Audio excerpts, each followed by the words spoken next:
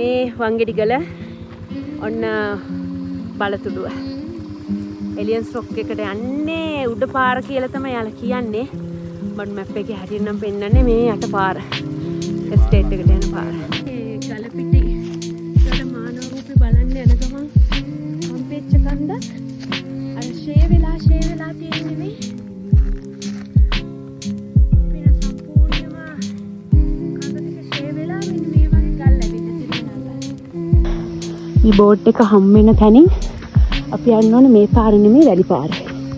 වැලි පාරේ ගියාම හරි. අපි මේ පාරෙන් ආපු ගමන් මේ උඩ පාර ගෙවල් වලට මේ පාරෙන් ටිකක් දුර ගිහිල්ලා තමයි අපි නවත්තන තැන එන්නේ බයික් එක. යන්න තියෙන ප්ලෑන් තියෙන තැන හරියට මෙන්න මෙතන තමයි තියෙන්නේ. ඔන්න අපි එතනට තමයි යන්න ඕනේ.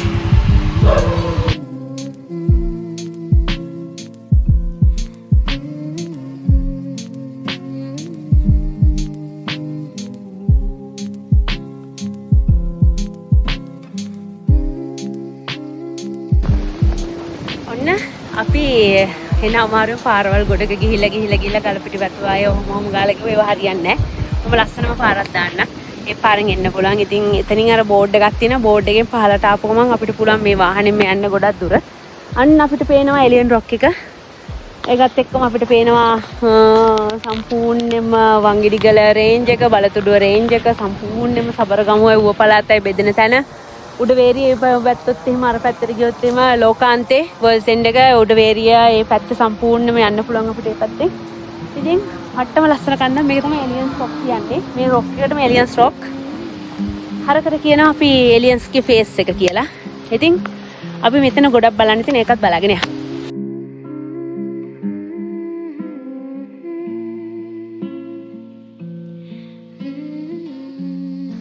ඔන්න අතනින් පාරෙන් ආවට පස්සේ කුඹුරු යයි මැදින් මෙන්න මෙතන බෝඩ් එකක් ගහලා තිනවා.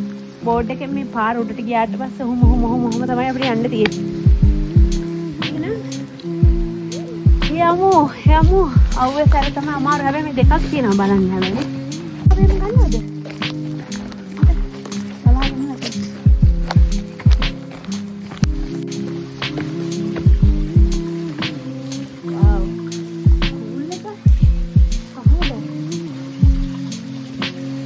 හොඳ අඩි පාරක් නැති.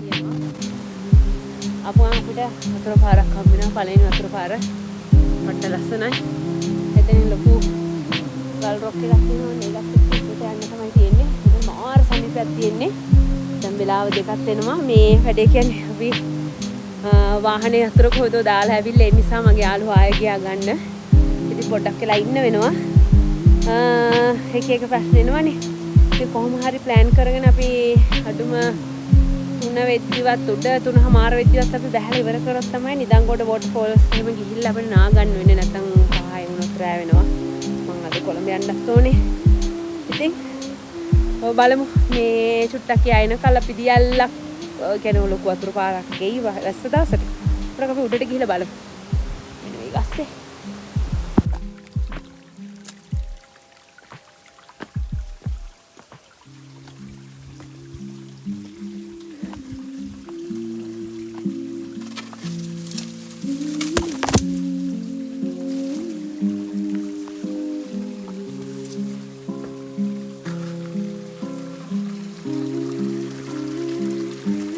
wow.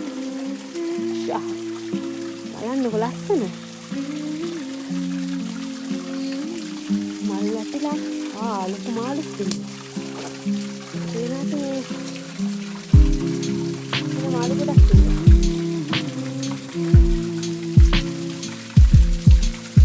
මෙතන ගොඩක් අය මෙතනට ඇවිල්ලා නාලා යනවා. මාළු වර්ගයක් තියෙනවා. මගේ කැමරාවට ලස්සන පේනවද දන්නේ නැහැ. ඉතන හරි ලස්සනයි.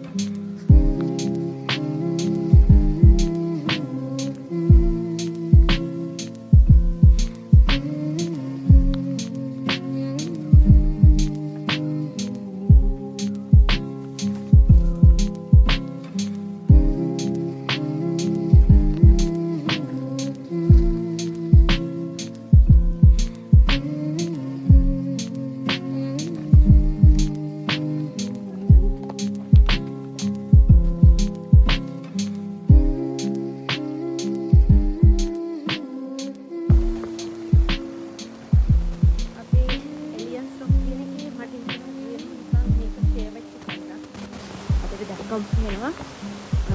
හැමතැනම හරි අමුතු වෙලා තියෙන්නේ. වෙන චුට්ටක් එහාට ගිහිල්ලා අරගන්න සම්පූර්ණයෙන්ම කඳු ටික ෂේ වෙලා තියෙන්නේ.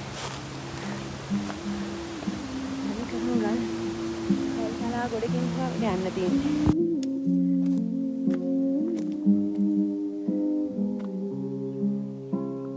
ඔන්න අපි ඉස්සල්ලා පාර වැරදලා ගලපිට ගායේ වතු ආයට ආවට පස්සේ පේන්නේ මෙන්න මේක තමයි Google Map එකෙන්. එතනින් එන්නත් පුළුවන් පාරවල් කපාගෙන. හැබැයි අමාරුයි.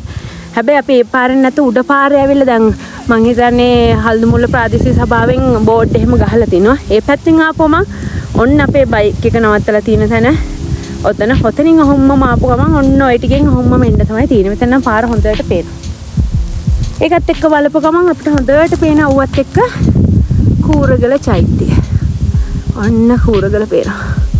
කූරගල මේ පැත්තෙන් ඔන්න උඩවලවේ හම්බන්තොට ওই සයිඩ් එක කතරගම හොමම ගත්තට පස්සේ මේ පැත්තෙන් ඔන්න බැලිහුල්ලොය හැල්මඩුල්ල බලංගොඩ ඒ පැත්ත ටික මේ පැත්තෙන් ගත්තම අපිට ඔහොය ඩෙවිල් ස්ටෙයාකේස් ටික බලා ගන්න පුළුවන්.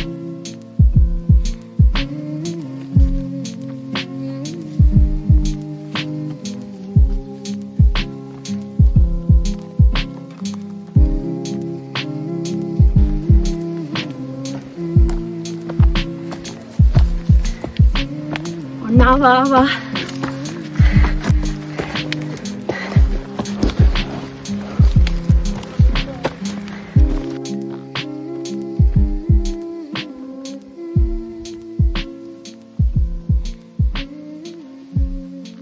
ඔන්න අපි මානව රූපේ බලන්න ආවා ගලපිටගල. ඉතින් මේක තමයි මානව රූපේ කියලා ලංකාවේ එක තැනයි තියෙන. පිටරට සාමාන්‍යයෙන් ගොඩක් කැණීම් කරපු තැන්වල තියෙනවා. ඉතින් ලංකාවේ එකම එකයි තියෙන්නේ. පේනවා ඇති සම්පූර්ණේ. ඉතින් පොඩි දුරක් තියෙන්නේ. සාමාන්‍යයෙන් විනාඩි පැය භාගයක වගේ වෝක් එකක් තියෙන්නේ. අපිට ඇවිදගෙන එනවා නම් කිලෝමීටරයක වගේ දුරක් තමයි දාලා තිබුණේ. ඉතින් එච්චර ලොකු දුරක් නෙමෙයි. හරිම ලේසි ඕන පැත්තකින් එන්න පුළුවන්. පාර තියෙන්නේ නම් සාමාන්‍යයෙන් අර ප්‍රාදේශීය සභාවෙන් ගහලා තියෙන හල්දුමුල ප්‍රාදේශීය සභාවෙන් ගහලා තියෙන. ඉතින් අපි ආවා. අපි එහෙනම් උඩටත් ගිහිල්ලා බලමු.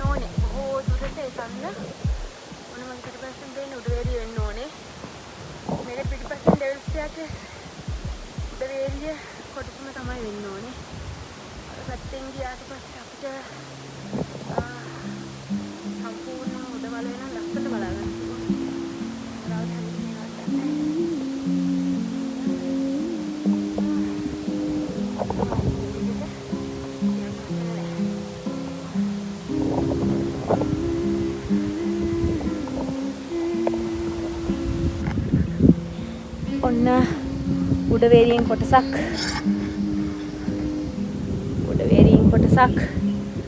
බලතුඩුව වංගෙඩිගල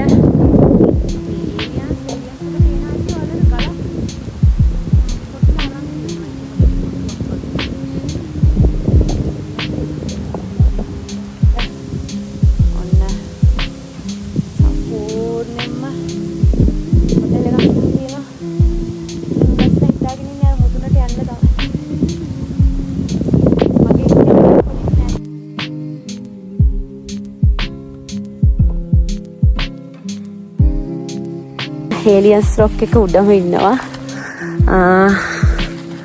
ඔන්න බූම රැලි ටික. ඊට පස්සේ ඔන්න ඒලියන් රොක් එක. අපි දැන් ඔන්න ඔය ටික ඉවර කරගෙන යනවා. දැන් නැගගෙන යනවා. තව චුට්ටයි තියෙන්නේ නගින්න. ඉතින් බූම රැලි ටිකේ සද්ද හොඳටම ඇහෙනවා. බූම රැලි ටික.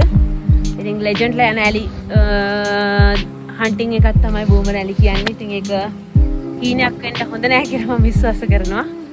උඩවේරිය කියන්නේත් ඌව පළාතයි සබරගමු පළාතයි වෙන් කරන මායිම ඒ වගේම ඌව පළාතේ උසම කන්ද තමයි උඩවේරිය. මේ අපේ ඉස්සරහින් තියෙන කන්ද. ඉතින් බලාගෙන යමු.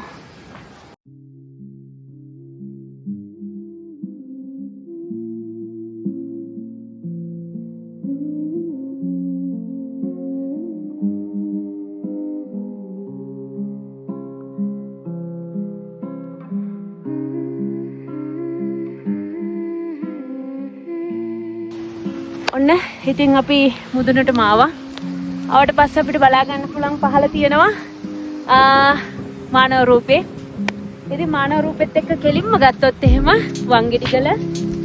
වංගෙඩිගලත් එක්ක පහළ ගත්තොත් එහෙම බදුල්ල කොළඹ පාර නැත්නම් රත්නපුර හපුතලේ බදුල්ල පාර පේනවා. කළු පහන හන්දිය පහළ පේනවා. ඒ වගේ මම මේ පැත්තෙන් ගත්තොත් එහෙම සම්පූර්ණයෙන්ම බලතුඩුව මොල්ලිය ඒ වගේම අපේ ඉස්සරහින් දිස්සෙන්නේ ලොකුවට කන්ද උඩවේරිය කන්ද. ඒ කියන්නේ බදුල්ල දිස්ත්‍රික්කයේ උසම කන්ද සහ සබරගමු ඌව පළාත වෙන් කරන මායිම. ඒ වගේම ඒකත් එක්කම දියාලි සෙට් එකක් පේනවා.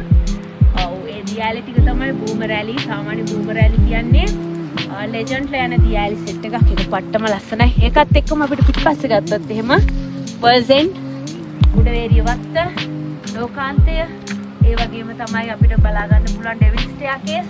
ඒ ඔක්කොම යන්නේ ওই පාරෙන් තමයි. ඊට පස්සේ අපි මොනවද ගත්තොත් මේ පැත්තෙන් පාරෙන් මෙහා පැත්තට ගත්තොත් එහෙම අපිට පේන කඳු ගොඩාරියක්. ඒ කඳු ගොඩාරියෙන් ගත්තොත් එහෙම මේ අපිට මුහුණලා තියෙන කන්ද පේනවනේ. අපිට සාමාන්‍ය මුහුණලා තියෙන ටිකක් උලක් වගේ හැදෙට. ඒ තමයි හාවගල කන්ද. ඒ හාවගල කන්දත් එක්කම හාවගල කන්ද රේන්ජ් එක. හාවගල කන්ද රේන්ජ් එකත් එක්කම අපිට තව කන්දක් පේනවා. ඒ තමයි සාමාන්‍ය කූරගල කියලා ගොඩක් කට්ටිය යන කන්ද. කුරගල කන්ද. ඒ වගේ මේ සම්පූර්ණයෙන්ම පේනවා උඩ වලවේ ජලාශ ටික. ඒ වගේ මේ පැත්තට ගියොත් එහෙම වැල්ලවාය වැල්ලවාය පැත්ත පේනවා. ඒ වගේම මයංගනේ ඒ පැත්ත කොටස පේනවා. ඒ වගේම මේ පැත්තෙන් දුරටම ගියොත් එහෙම අපිට පේනවා හොඳටම සාමාන්‍යයෙන් අර වලාකුළුත් එක්ක පේන්නේ නැහැ. නැත්නම් රැට හොඳට පේනවා හම්බන්තොට වරාය. ඒ වගේම කතරගම යාල සම්පූර්ණ යාල රක්ෂිතය. ඒ වගේම මේ පැත්තෙන් ගත්තොත් වර්ල්ඩ් එන්ඩ් එකට යන කොටසක් තමයි මේක. හෝටන් ප්ලේස් වලම කොටසක්. ඒ වගේම මේ ටික ගත්තොත් එහෙම අපිට හොඳටම බැලුවොත් එහෙම මේක පේන්නේ මේක ඇතුළට වෙන්න වගේ පේනවා.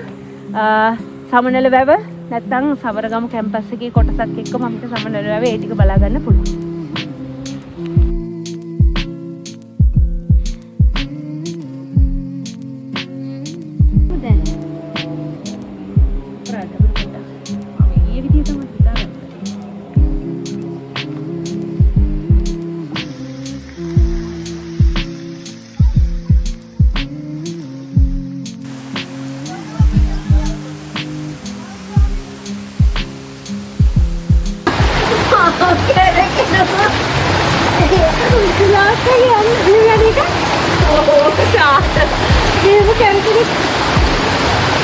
මේ සීනන්න දන්නේ නැති අය පුරුදු වෙන එක.